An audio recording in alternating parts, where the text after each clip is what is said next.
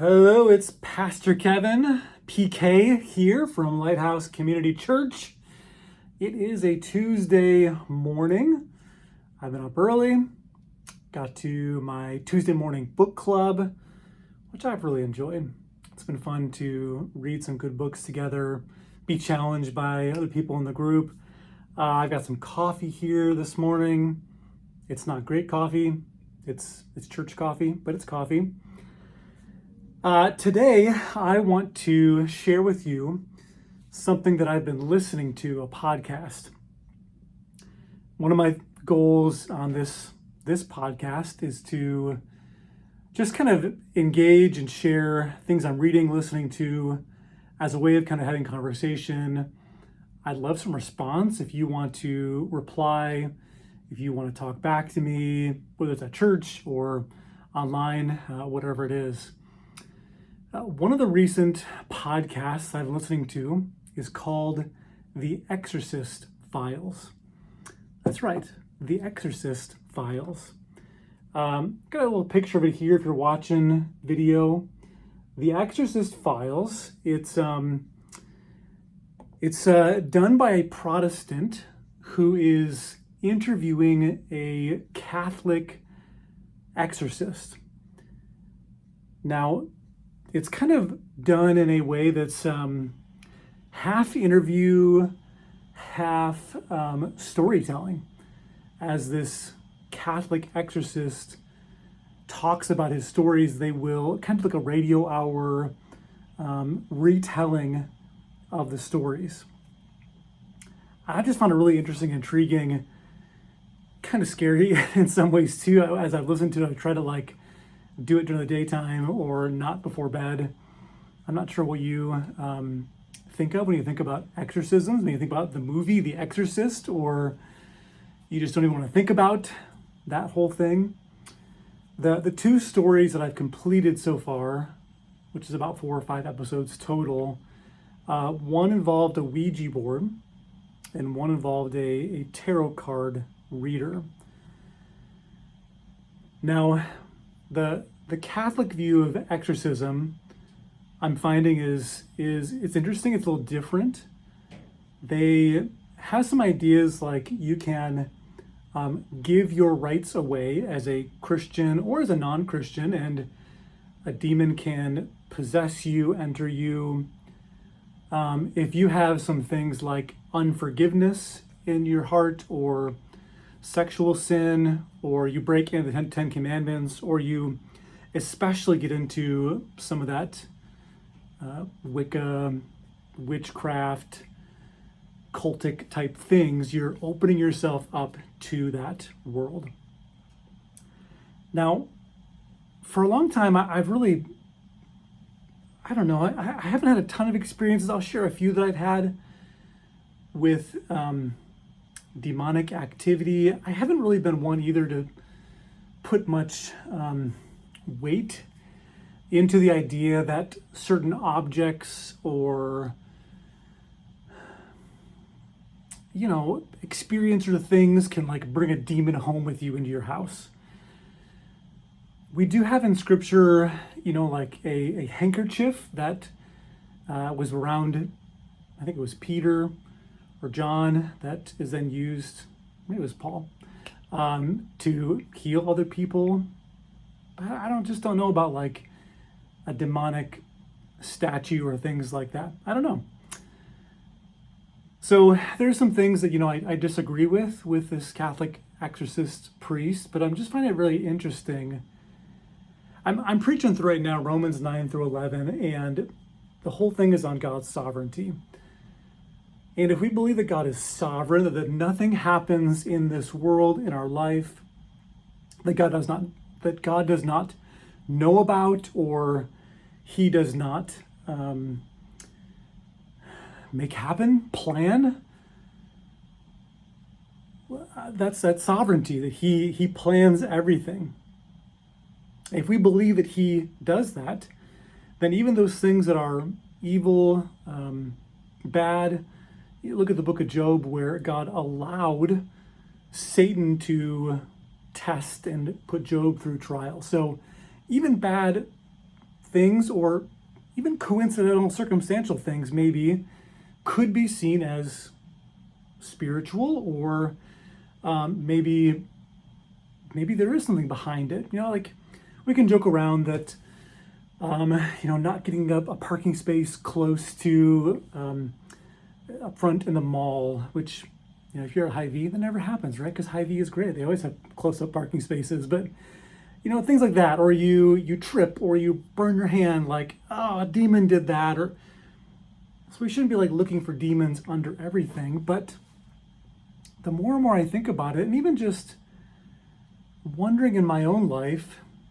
there have been things in my life that, I'm ashamed of. I've sinned, not proud of, and maybe that was some sort of demonic temptation, or something to be careful about, or the spiritual world is unknown. It's a mystery, and I'm becoming more and more interested in it.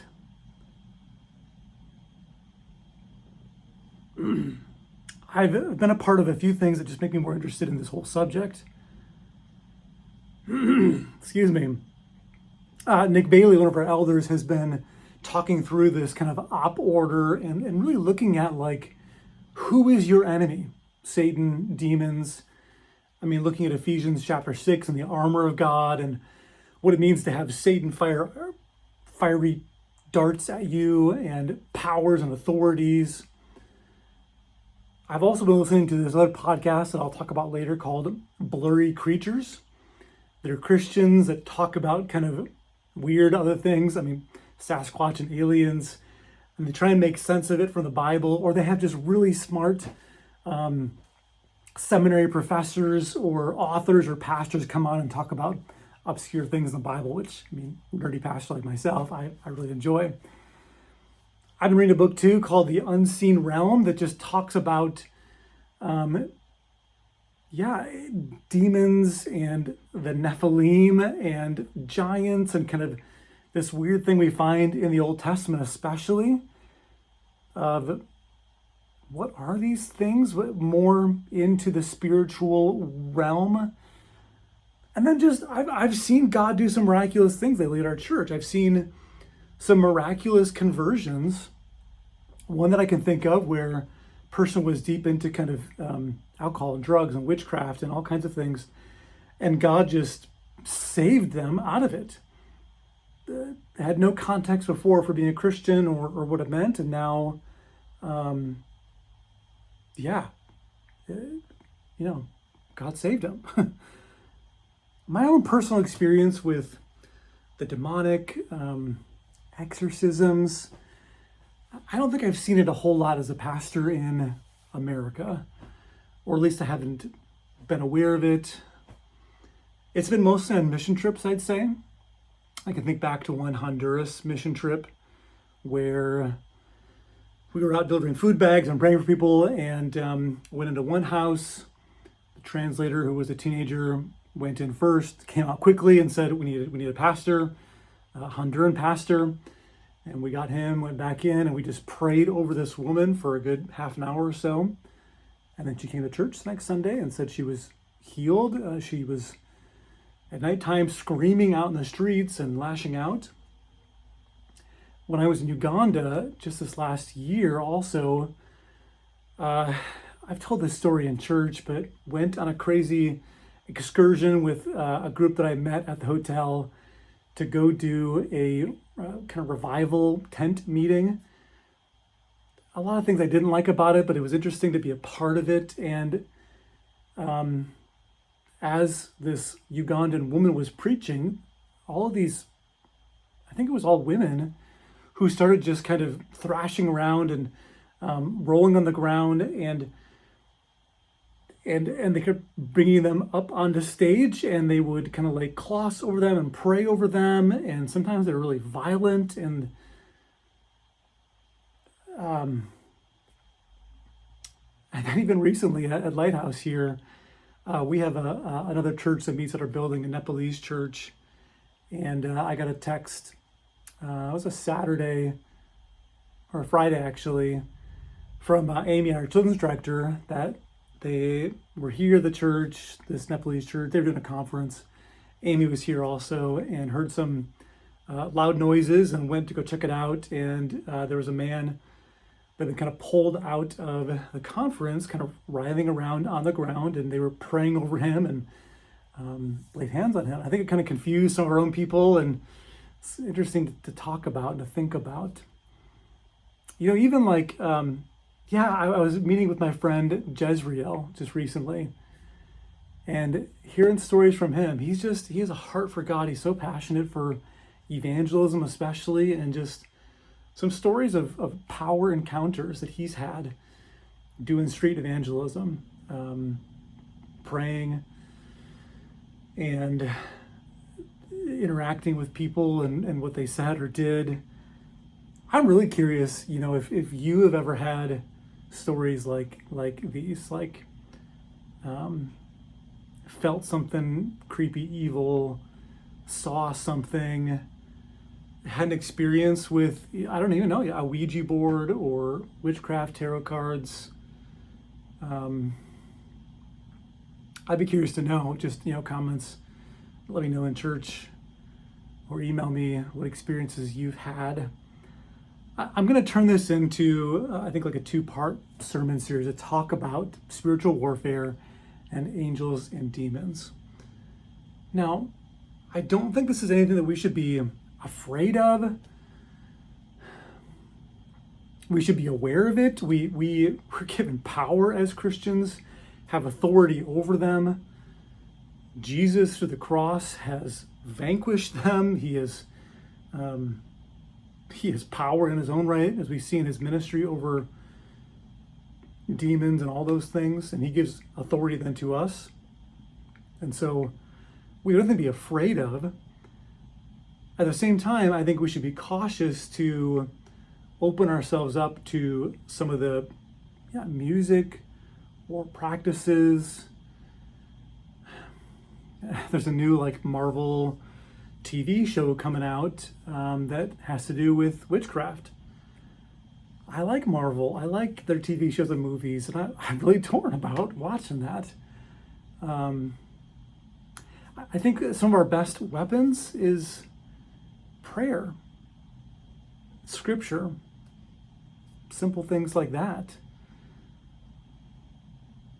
and community. Having somebody pray for you, letting them know that you're being tempted, you feel this in your own life. It's really, really powerful. So that's what I've been listening to. It's been scary. It's been interesting, kind of fun. Let me know your thoughts. Love to know. I love you guys. I'll see you around.